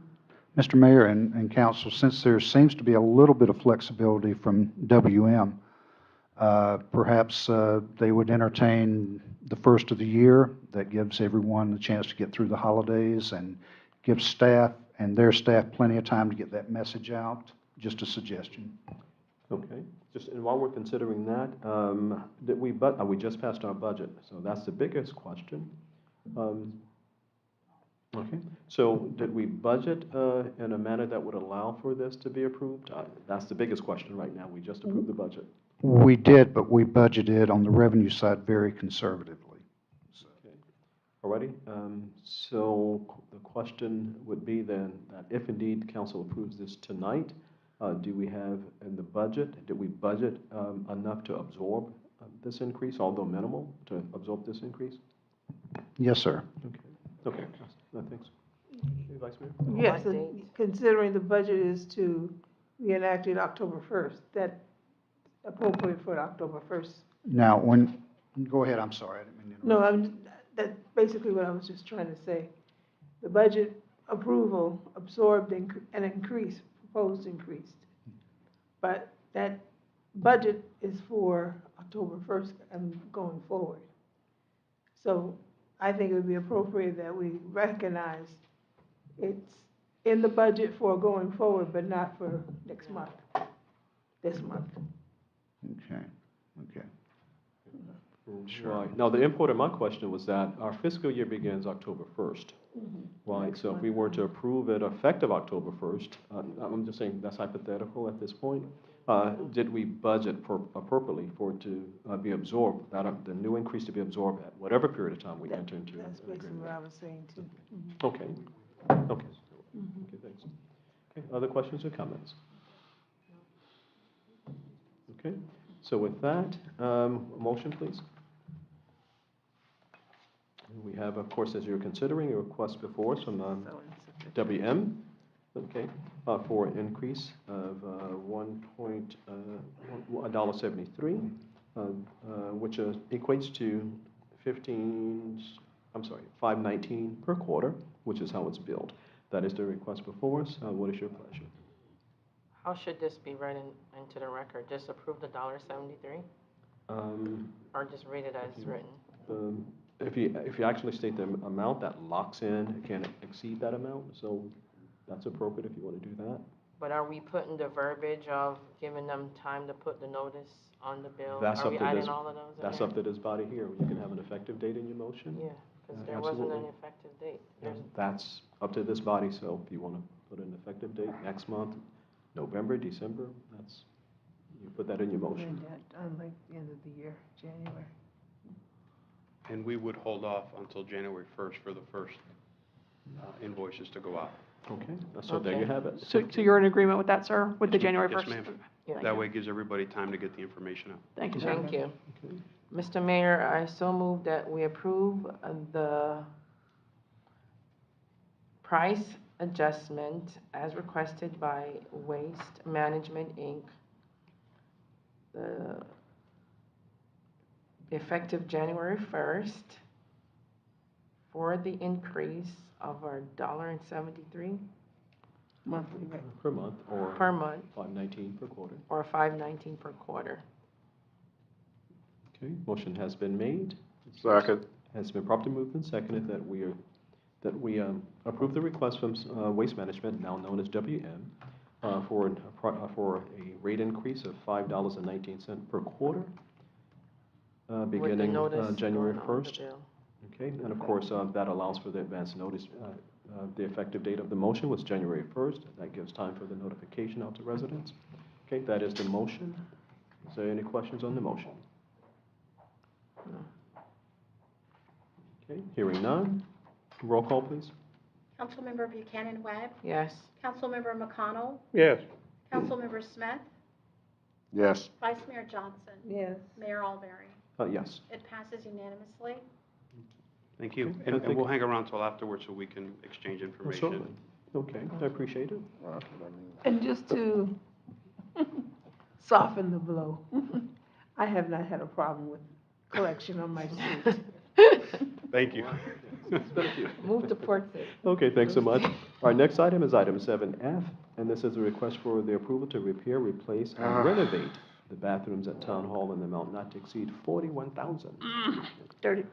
Okay. And Mitty? Mr. Mayor, if I could approach, I have I understand you have a voting conflict on this item. Certainly. So you need to recuse yourself and not participate in or vote on this item. I'll approach, Okay. and if you could sign. Okay, I guess I'll find out why, so. Yeah, I'll find out why, I guess. Get out the desk. Oh, well. Okay, am I doing the work? Why am I recusing? It's my understanding that this enters to the benefit of a relative of yours. Oh, okay, okay. Thank you, sir. What? Sorry for the blind bitter? side, sir. Oh, it's okay. And I'll step off the desk. Vice Mayor? You have the gavel? Okay. And if we could just let the record reflect that the mayor has passed the gavel at 7:21 and is leaving the council chambers. What? Pushed him out. Okay, I see, and someone can help me with the difference. I see the request for the replacement and removal not to exceed 41,000. However, I see an estimate not to exceed 35,000. That is correct, Vice Mayor. We just felt it'd be prudent to add a little bit of buffer in there. Sometimes, instead of having to come back with a change order, we felt like there would, be a benefit to put a not-to-exceed amount that was above his estimate.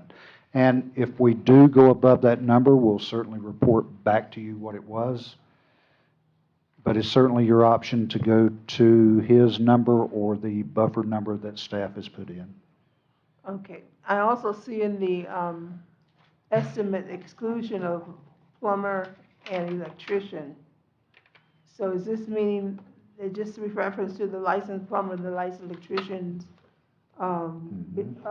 cost? So he's going to be making these arrangements with the licensed plumber and electrician. That's where some of this buffer may come in, Oh, but that's okay. still his estimate, the 36. His estimate does not include that, though, because it says excluding. His estimate does include that with the knowledge that it could go beyond that. I'm sorry. No, I'm just saying, because I'm reading from the estimate and. Correct. it- Right, But that's I- his estimate. Staff has put in some buffer in case the numbers from the plumber Okay. or the electrician come into play that are higher. I see, okay, And if that is the case, we'll report it back to you. okay. Thank you. Thank I know I you. went forward with my questions and concerns. Council, are there any questions or concerns about this bidding process? No, none at all. I think with any estimate, you never know what you're going to find once you start digging stuff up and going behind different things. So to delay the whole process of getting the job finished in a timely manner. Would there be a backup commode? Is there going to be a backup for staff? A porta potty outside? One bathroom at a time. Oh. Yeah. So the one becomes unisex. So you're going to put up a sign, male in the bathroom, female in the bathroom? They'll probably put a lock on it, and we'll use a key like gas stations so that no one Okay. can go in there of the other sex Okay. when they're under construction. Okay. That's right. Okay. Thank you. Any other concerns? I got a concern, I'm just gonna cut Chase. Looking at, it's not necessarily 35 or the price of 41. When we came up with the need to remodel these bathrooms, did we bid it out to multiple contractors? And Yes. if we did or did not, I'm understanding this is the guy that's on this agenda is a family member, so. And I that think we jumps did out at me. cover this during the budget workshop. We had one quote that came in at about $97,000, and the request from council was to keep going and trying to find. We put out feelers to multiple people, and we only got the two back. One was $97,000, and this is the other one. Well, I do remember in the workshop, I even remember the gentleman that we're talking about in the workshop, but, with that being said, this is where we're at now, pretty much. Okay. One other question. Yes. So you're doing all the bathrooms? We're doing the two hallway restrooms, And the office, the two restrooms in the hallway, and the office? and the two restrooms in the hallway. Okay. Yeah.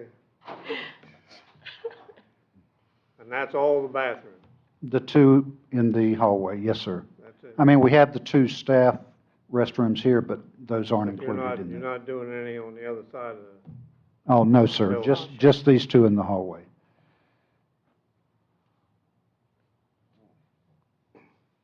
Any other questions, concerns, council? Any other information need to be shared from staff? Okay. Can I request a motion on item 7F? I'll make a motion that we approve the repair, replacement, renovation of the bathrooms at the town hall in the amount not to exceed $41,000. All right, heard a motion, is there a second? Second. Okay, it's been properly moved in second. May I have a roll call? Yes, Councilmember Buchanan Webb, Yes. Councilmember McConnell, Yes. Councilmember Smith, Yes. Vice Mayor Johnson. Yes, It passes unanimously. thank you. Now, return. No, you can get the mayor. Yes. Jeez. While he is requesting the mayor, are there any public comments? We can continue in our agenda. Any comments from the public? Public is left except for No one. public. Anyone on YouTube? No one ever, The record reflect that he has to step off the dais. oh, let the records reflect that Councilwoman Smith is stepping off dais for a moment.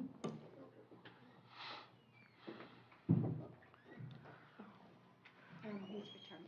And now we have the mayor returning to the dais. I did give the request for public comment, and we had no response. Okay, thank you so much, Vice Mayor. So at this time, we'll continue on our agenda. We have had public comments, and that has been closed. We'll go now to our reports. Ken, administration. Mayor, Vice Mayor, and Council, I'll be very brief, even though it is a 98-page report. I'll just hit the highlights. Thank you for your time this evening, and thank you for your time and many efforts during the budget process. I consider it a success, and you're the main reason for that, so thank you. And thank you to the staff, and particularly Sherry and Howard, for their hard work in this. We really did a good job, I think so. This Saturday, beginning at 9 a.m., is our town cleanup, sponsored by our very own youth council. It'll go from 9 a.m. until noon. You can get here as early as 8:30. We do have a light breakfast, which is probably going to be like donuts and coffee, but we'll have that. We have all the supplies courtesy of WM, So we'll be ready for that, and I'm sure the councilwoman is going to speak more on that. But that is this Saturday, the 24th.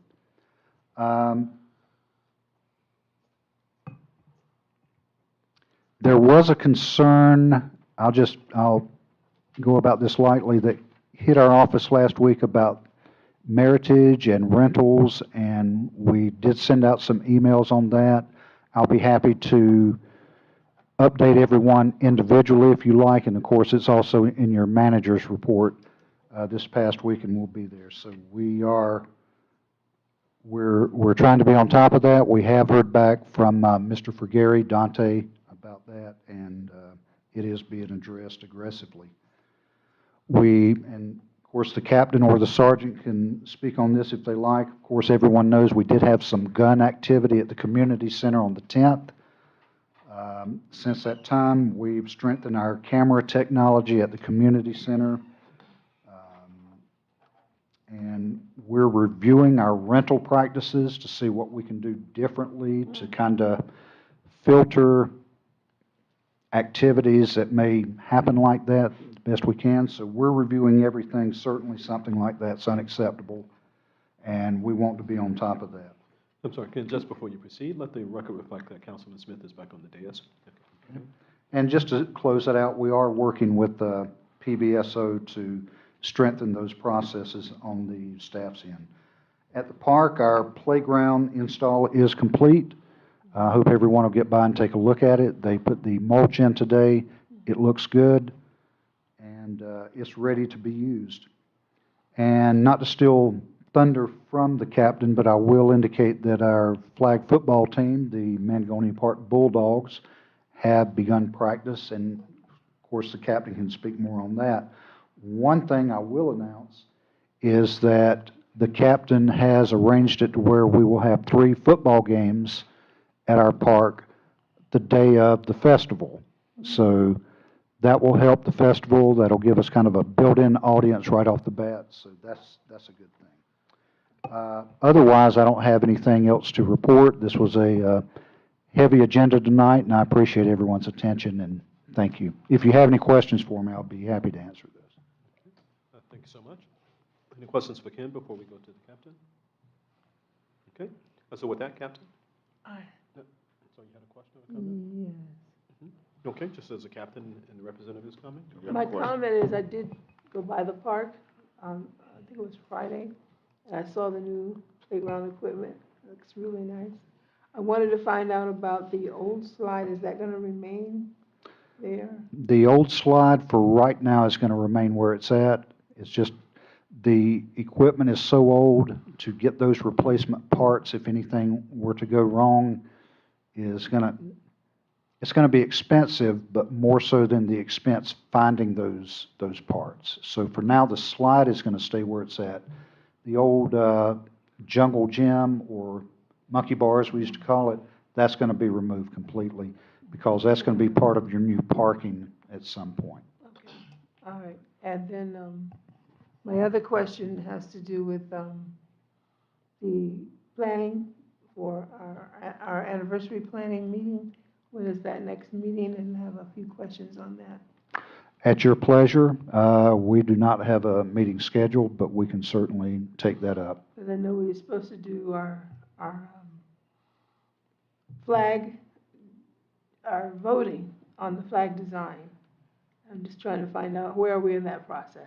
So we do have our entry, and the plan is to put that in front of council at the next meeting. Next meeting, okay. All right, thank you. And our banners are? We have got to about 2 or 3 points with the county as far as the permitting goes. We got an update today, and as soon as we work those out, it's the difference in using a regular pole versus a breakaway pole. So what we ordered were the regular poles. The county requires the breakaway poles. So long story short, our company that we're using, they're negotiating what they can do with the poles instead of having to send the poles back and reordering to get breakaway poles. So that's going well. Shouldn't be much longer at all. Thank you so much, Ken. We appreciate it. Okay, Captain? Good evening, Mr. Mayor, Good evening. Madam Vice Mayor, members of the dais, and all of you in the audience. As the town manager mentioned earlier, yes, there was a shots fired call that we did receive at the community center. And at this time, our VCD division is investigating, and I'm not at liberty to discuss any more concerning that. But I will say that there has been at least one lead, and thanks in part to some video footage that we did receive.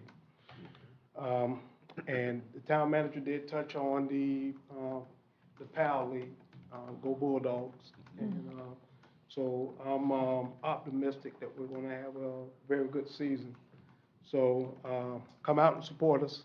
You know, games are supposed to be at Westgate, but as the town manager mentioned, there will be a special presentation on the 29th just for the town in light of the town's Heritage Festival. Okay.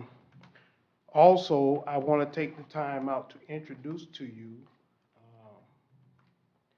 Sergeant Adrian Galati. He's our newest supervisor here in District 2.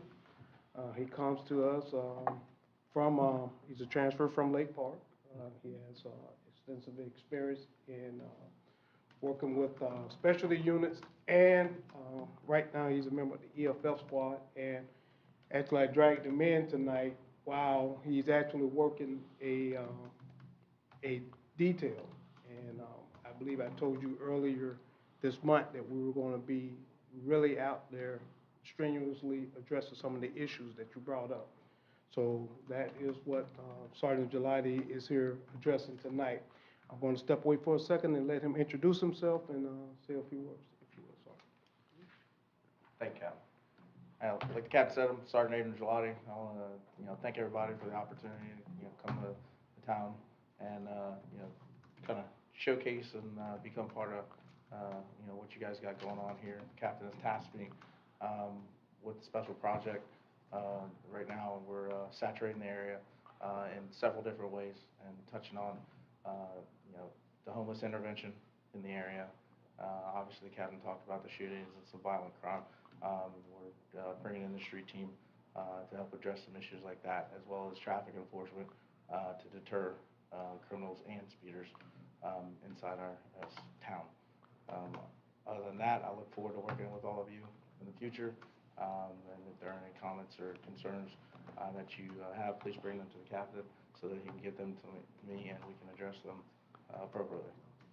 Yeah, thank you so much, Thank you. and welcome to the big town of Mangonia Park. Thank you. We appreciate you coming over. And I only have just one more comment for the audience and for those listening. Be careful.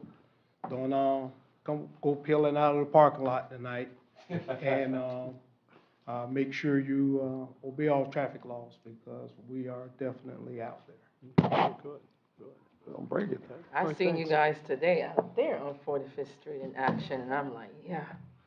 Good. Because, boy, I could not get in my yard. And I was sandwiched by two cars, even though I had the right of way and had to swerve from an accident with two kids in the car. And I'm like, are these people not? But, yeah. Well, that's why we're out there. I have hope. Great. It's going to get better once they see the presence more. Okay. Right. They won't know which angle you guys are coming from, so they'll slow down a bit and start acknowledging do not block and all the other signs out there. What are you mumbling? Oh, good. Alrighty. I thank you so much. Sorry, is there anything else for the captain? I apologize for not calling you Monday night. I had a call from a business employee who said she was taking a break, I think it was a lunch break, in the parking lot behind 7-Eleven, between the 7-Eleven and the pizza area, and saw some active drug activity going on. She was surprised when she found it. It was right in her face. Didn't recognize it until she assessed what was going on later. She saw what? I'm sorry. Active drug activity, Okay. some handoff, and someone sitting in a car waiting for another handoff that came, and she recognized after that she needed to get out of there because she was right in the middle of it. Wow. And I have been not feeling my best this week, and I didn't remember to give you a call. You know, number one, that's why we're out there, to address those types of things. And number two, you know, I'm gonna give you another public service announcement. All right? Call us when it's happening. Well, that's the reason, another thing, because she told me at night, and it was her lunch break when she saw it, so. And direct her, hey, listen, especially, I'm not gonna call PBSO. You know, tell them what you got going on, because the person that's seeing it is the person in the best position to tell us what's going on, that will put us in the best position to confront the individuals and, to build a case. So. Okay. All righty. Okay, well, thanks. Councilman Smith? Yes, I saw some suspicious no, just kidding. I'm not, because I've got beat up. But I hope I'm not matching your name. It's Sergeant Galati? Gelati. I'll tweak it and get it better as we go. I promise you, I will do a better job. But I won't say you got tall shoes to fill with Woods going in another direction, but I'm glad to see you take on our town, our jurisdiction. I have nothing but confidence that you'll do a good job. If you wouldn't, Captain would have brought you here. So my expectations are the same thing that Sergeant Woods brought here. And I feel good that we'll get things done. So welcome aboard. You're welcome. All righty, and ditto. And thanks again, and thanks so much for agreeing to come in. I don't know if you were hog-tied and dragged, but you're here, and so we appreciate you coming. Like Captain said, we're running the op right now. I'm gonna be here, and as soon as I leave here, I'm gonna get out on the streets and do what we need to do. Okay, well, certainly, and we appreciate it. Thanks so much for keeping us safe out there and for all you do. And for Thanks. keeping us safe in here. Okay. All righty, thanks so much. Okay, so with that, Amity? Just one very brief tonight. There's a upcoming ethics training, if any of you need it, on October 13th from 8 to 12. It's down at the Lake Worth Beach Casino, so I guess you can couple ethics and gambling. But just for your calendar, that's October 13th from 8 to 12. 10:13. I got a gambling addiction. Just do it with honor. Thank you, sir. That's the day after my birthday. No, actually, if you have any addictions, don't go, because we don't want Mangonia Park in the news. No, I'm just kidding. Thanks so much. Anything else, Amity? No, sir, thank you. Okay, all right, thanks, we appreciate it. So we'll go now to council comments. Councilwoman Webb, you have anything? Yes, I do. I'm excited about this weekend. We're still looking volunteers. I know the last time we attempted this, we had like a lot of volunteers, and I'm hoping we get the same support this time around, and it's just a matter of spreading the word, inviting someone. You know, I said we beat these children up when they're doing wrong, and when they're doing something good, they don't get as much support or praise. And when they come up with ideas, if we don't help to bring it alive, they're going to feel as if you're not doing anything worthwhile. And then their dreams become crushed, and then they don't feel like being bothered or participating.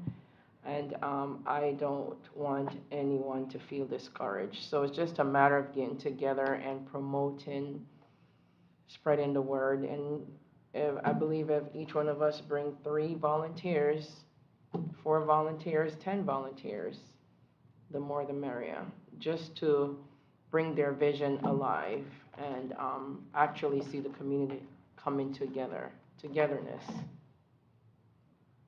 Where will they be convening to begin? Here at the Here town at Town hall? Hall, And that's at 9 o'clock? 9 o'clock. Yeah, same like before. It's 8 o'clock for a continental breakfast Yeah. and to get your supplies. But we start at 9. At 9. Okay, thank you so much, we appreciate it. Anything else?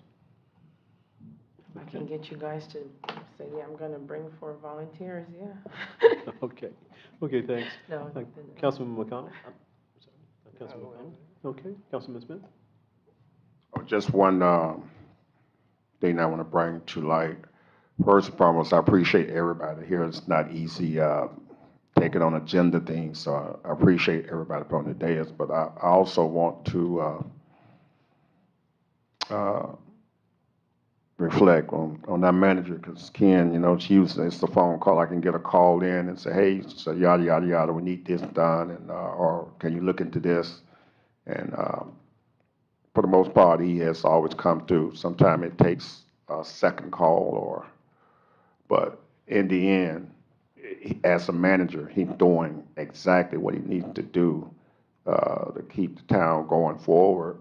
And so I wanted to thank you for doing what you do, because it's not easy.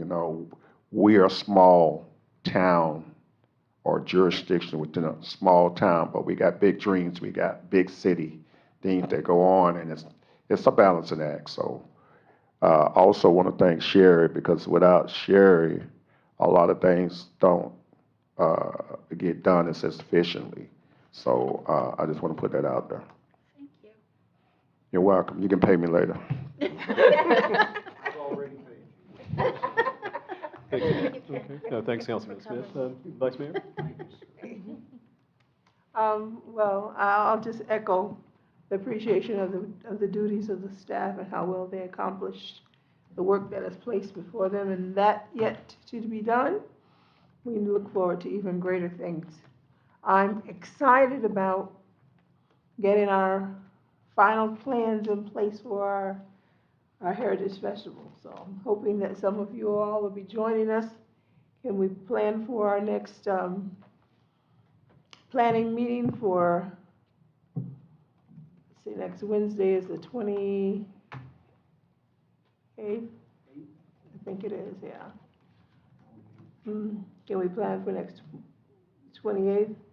And we're going to give all of our details. I know we have a lot of excitement that's being talked about and built up, and we want to just make sure everything is functioning in order, coinciding with all of our plans.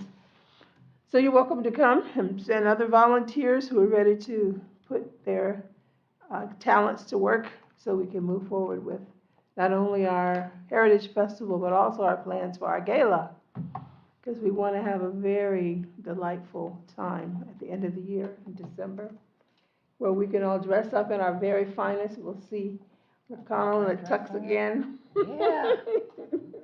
Raise the roof. He's still got another reason to wear it, okay? And we want to invite others, other communities, other groups as well. I've spoke to a few people, and they are interested in finding out how to purchase tables and so forth to be a part of the gala. So I don't really have any details for that, so I'm looking for the details that we can get from our next planning meeting that can step forward on that. In addition to that, on Friday, I was invited to attend a memorial service at the Port Mayaca mass graves, which is another of the grave sites, mass grave sites from the storm of 1928. This is west near Pahokee, north, a little bit north of Pahokee. And when I went there, I was very delighted to see the town of Pahokee carried out the ceremony, and they also placed a wreath on the mass grave there. And I was invited to take pictures with the council, so those who were there as an elected official representing Mangonia Park in that concern. We want to, of course, I invited them to be part of our anniversary celebrations as well. So we want to extend invitations to all of our community groups to participate not only in our festival, but also in our gala, and looking forward to that. Thank you very much. Thank you so much, Vice Mayor. Appreciate it. I have no comments. However, just one. That is just as a reminder that the town manager's contract is up on the 4th of October. It's up The 30th. the 30th. To extend it. We wanted to extend it to October 4th to put it on the agenda for renewal. Alrighty. So what we'll do, if we can do that, just by way of consensus, what we'll do is we'll place it on the October 4th agenda. However, in the interim, you can just come by if you don't have a copy of the evaluation form.